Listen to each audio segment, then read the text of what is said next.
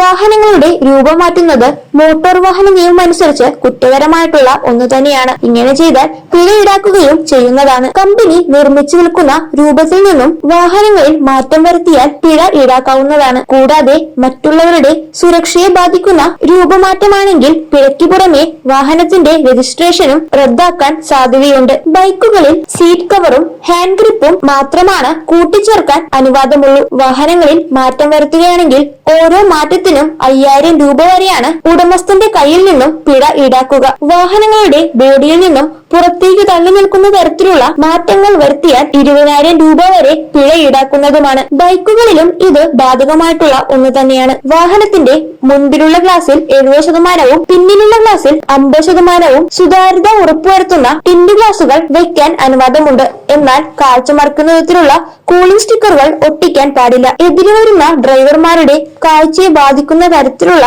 ഹെഡ്ലൈറ്റുകൾ സ്ഥാപിക്കുന്നതും നിയമവിരുദ്ധമാണ്. 50 മുതൽ 60 വാട്ട്സ് വെളിച്ചത്തിൽ കൂടാൻ പാടില്ല. പുറത്തേക്ക് തള്ളി നിൽക്കുന്ന അലോയ് വീലുകൾ നിയമവിരുദ്ധമാണ്. എന്നാൽ വാഹനങ്ങളുടെ കുറഞ്ഞ മോഡലുകളിൽ ഉയർന്ന മോഡലുകളുടെ ടയർ ഘടിപ്പിക്കുന്നതിന് തടസ്സമില്ല. നമ്പർ പ്ലേറ്റിന്റെ കാര്യത്തിലാണെങ്കിൽ വായിക്കാൻ കഴിയുന്ന തരത്തിലുള്ള നമ്പർ പ്ലേറ്റ് ആയിരിക്കണം. 2019 ഏപ്രിൽ 1 മുതൽ പുറത്തിറങ്ങിയിട്ടുള്ള വാഹനങ്ങൾക്ക് ഹൈ സെക്യൂരിറ്റി നമ്പർ പ്ലേറ്റ് ആണ് ഉള്ളത്. ഈ നമ്പർ പ്ലേറ്റ് മാറ്റാൻ അനുവാദമില്ല. വാഹനങ്ങളിൽ കർട്ടൻ സ്ഥാപിക്കാൻ പാടില്ല. സുരക്ഷയുള്ള വിഐപികൾക്ക് സെക്യൂരിറ്റിയുടെ ഭാഗമായി കർട്ടൻ ഉപയോഗിക്കാം. കൂടാതെ വാഹനങ്ങളിൽ കമ്പനി ഘടിപ്പിച്ചു തന്നിട്ടുള്ള സൈലൻസർ മാത്രമേ ഉപയോഗിക്കാൻ പാടുള്ളൂ. വേറെ സ്ഥാപിക്കുകയാണെങ്കിൽ അതും നിയമവിരുദ്ധമാണ്. മാധ്യമപ്രവർത്തകർ, ഡോക്ടർ തുടങ്ങി ജോലി സംബന്ധമായ സ്റ്റിക്കറുകൾ സ്ഥാപിക്കാൻ അനുവാദമുണ്ട്. കൂടാതെ മുൻവശത്തിലും പിന്നിലും വാഹനത്തിന്റെ ബമ്പറിൽ ബുൾബാറുകൾ, ക്രാഷ് ബാറുകൾ എന്നിവ ഘടിപ്പിക്കുന്നതും നിയമവിരുദ്ധമാണ്. വാഹനങ്ങൾ മോടി പിടിപ്പിക്കുന്നതിൽ